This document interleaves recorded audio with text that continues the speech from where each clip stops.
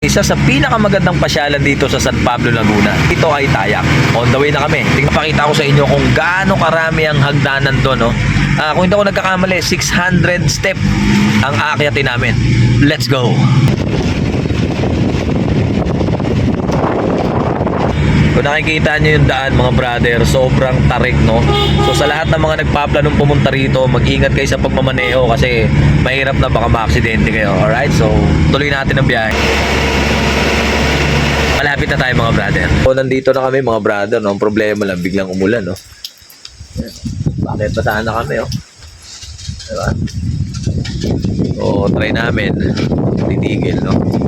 Pero sa itsura nito, mukhang ano malabo pa sa tubig ng kanal. Saka napakalamig dito, mga brother.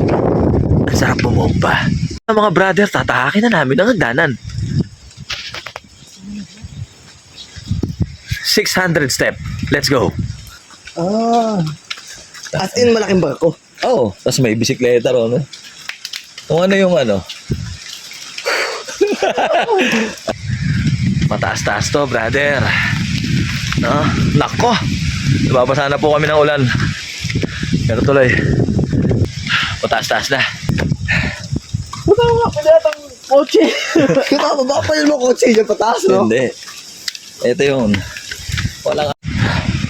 Ito na, mga brad. Ang taas. Malapit na ba? Pag pupunta kayo rito, mga brother, medyo maghahanda kayo ng ano, maganda-gandang inhale, exhale. Ang lamig, oh. Ano yan? Diba? Panalo. Taas.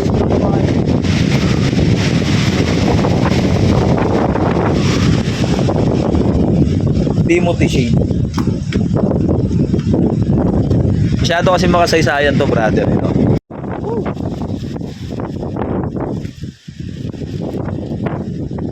Yes, sir.